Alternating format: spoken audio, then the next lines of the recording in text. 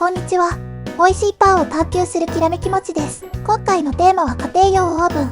安いオーブンでも温度と小道具次第で焼き上がりが激変するってご存知でしょうか？実はきらめきもちはかつて1万円のオーブンを相棒にして何度もパンを焼いてきました。その結果分かったリアルなコツや豆知識を余すことなくお届けします。何度が正解？スチームって本当に必要なの？冷気とガス、結局どっちがいいの？調べ尽くしたからこそわかる本音トークでいきますよ。最後まで見れば今すぐ試せるプロキューテクが手に入ります。小生で失敗しがちな人ほど必見です。しかも今回はリアルな失敗談もセットで紹介。あなたのオーブンのお悩みもきっと共感できるはず。動画の後半には知って得する裏技も最後まで飛ばさずに見てくださいね。まず聞いてほしい。初めての頃焼いたパンは表面カッチカチの石だったり中はドロドロでまさかの裏表両面焼き直ししたり、なんでこんなことにと悔しさよりも頭の中はハテナでいっぱい。わけがわからなすぎてあれこれ調べ尽くしました。すると見えてきたのがオーブンの個性。同じ温度設定でも機種によって全然仕上がりが違う。そもそも電子レンジがメインの機種だったのですが、私きらめきもちは200度の文字を信じきっていたのでした。しかもあらゆる手段でリサーチした結果、東芝、パナソニック、シャープ、メーカーごとの癖まで判明。ここから研究意欲が一気に加速。オーブンの癖を知り、置き場所や温度調整を工夫したら焼き上がりが劇的に進化。今回はその成果と気づき全部シェアします。もうオーブンのせいにはさせません。まず一番重要なのは温度設定。これでパンの表情が全部変わります。例えば160度以下の低温焼き色は薄いけどしっとり&もっちり、デニッシュ系にぴったり。170から190度はソフト系向き。ふんわり軽い食感が欲しい時はこのゾーン。200度以上ならハード系。皮パリッと香ばしく、中はもっちり。まさにバゲット向き。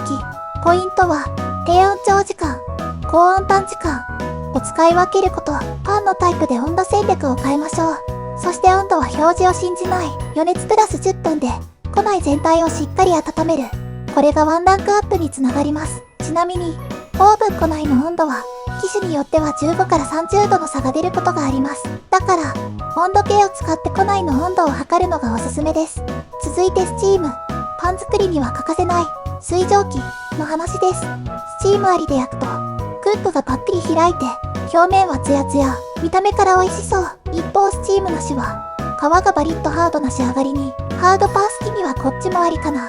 自宅で簡単にスチーム効果を出すなら熱湯を入れた耐熱容器を一緒に焼く。これが基本技。さらに焼く直前にパン生地に霧吹きシュッシー油。これも効果大。スチームはただの加湿じゃありません。クラスト、パンの皮をどう作るかを左右する超重要ファクターです。ちなみにクープとはパンの表面に入れる切れ込みのこと。クラストとはパンの皮のことです。さてここからは焼きムラ解消テク。オーブン内部上と下で15から30度の差があるそうです。だからパンは中央よりやや下に置くのが鉄則。弱火の直撃を避けるためです。さらに天板を2枚重ねると焼きがマイルドに。これ簡単だけどプロ技レベル。途中で180度回転も必須アクション。全部の焼きムラを強制的にリセットします。この簡単ステップで焼きムラ問題の8割は解決できるかも。そして忘れちゃいけないオーブンの種類選び。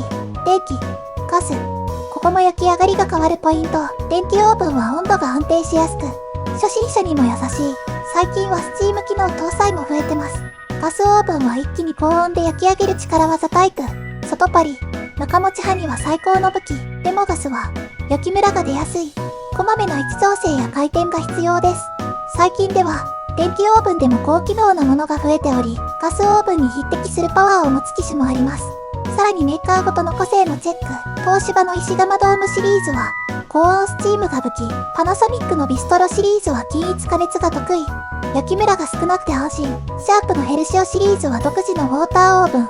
しっとり系好きに刺さります。ガス派ならリンナイやハーマンが王道。火力最強で焼き色のプロ感が段違い。ここで大事なのは高いから美味しく焼けるではありません。癖を知って使いこなすが最強です。実際平凡なオーブンでも癖を発掘して工夫したら驚くほど仕上がりアップしました。そして最後に掃除。これが面倒でパン作りから遠ざかる人。多いそうです。クッキングシートを敷くのはもちろんのこと、焼き上がり後、庫内がまだほんのり温かいうちにミレ付近で拭く。これが鉄則です。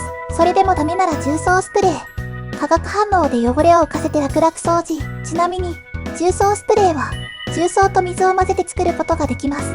まとめます。温度設定、スチーム、オーブン選び、焼きムラ対策、掃除、全部攻略しました。ぜひ今回学んだことを試して、結果をコメントで教えてください。うちのオーブンはこうだった。